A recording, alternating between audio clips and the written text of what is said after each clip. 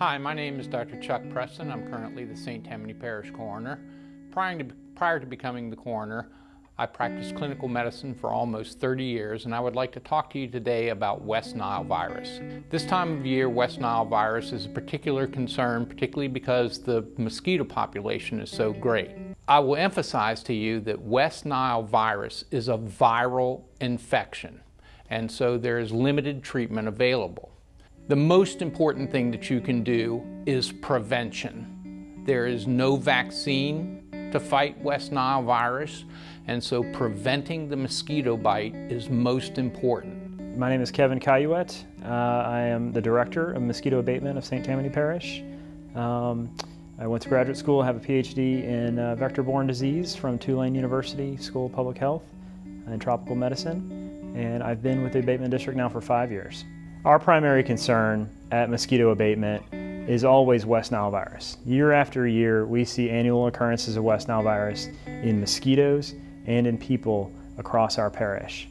So we know we have West Nile virus. It blooms every year in the summer, in the spring and into the summer, into the late summer as well.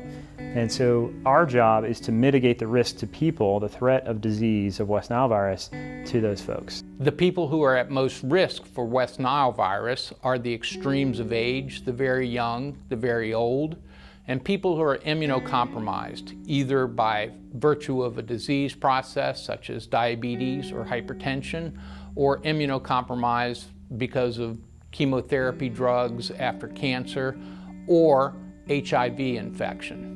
If you suspect that you have West Nile virus and you're having severe symptoms, it's advisable to see a healthcare provider. In some cases, you may need hospitalization for intravenous fluids, fever control, and pain management. The Sunday before Gustav, I started to feel as though I was catching a cold. It was running a little fever, a little headache, nothing really bothersome. Tuesday after Gustav hit, I woke up in the morning and it was a hard feeling to describe. It's like I was in a thick, dense, heavy fog, and at the same time I was aware of everything around me, could hear everything, could see everybody. I tell my wife, I know there is something really serious going on here. I need to go to the hospital. The ambulance came out and took me to St. Tammany Parish Hospital. For about 2 days, I was running a fever. They did blood tests and every other test. They could not find any reason. Making the diagnosis of West Nile virus is difficult and challenging for the physicians. First, the symptoms have to have occurred for approximately 8 days before any kind of testing will even find the virus. And then the testing is really not perfect. A positive test is positive, but if there's a negative test, that does not prove that there's not an infection. One of the doctors told me, Mr. Show, we're concerned. We're starting to think West Nile. The only way we can rule it out or confirm it is with a spinal tap. They immediately came in, the trauma team came into the room, and I guess I would say I was out of it, completely out of it for about 2.5 days. I had a seizure, and what it amounted to was like encephalitis, meningitis, where the brain swells and the membrane around the brain swells. They could not do anything about the West Nile, if that's what it was, because they didn't have any antivirals at the time. They did give me something to slow the swelling down. When they were able to do the spinal tap, it confirmed West Nile. Most people, 80% of people who are infected with West Nile virus will be completely asymptomatic. That means that they won't be sick at all. 20% of the people who are infected will have a mild viral illness characterized with fever, body aches, rash, joint pain, perhaps some nausea and vomiting. But 1 in 150 of those people will have the most severe form, the neuroinvasive form. And in this form, the virus invades the covering of the brains called the meninges, causing severe meningitis, which is characterized by a severe headache, neck stiffness, and fever, or it can progress into the brain itself, causing an encephalitis. This form can last for quite a long time, can potentially be lethal, and can leave lasting neurologic effects that will continue throughout the lifetime. West Nile affected every muscle in my body, and for some reason it hit my right leg harder than any other place. Now the doctor at the time, when he was discharging me, said there is an 80% chance that you will always drag that right leg. Well, he was right in a way. It's not dragging the leg, it's the foot droop on my right foot that makes me have to wear this brace. How was that affected me? I can still do about 90% of the things I want to do. I'm in the Knights of Columbus.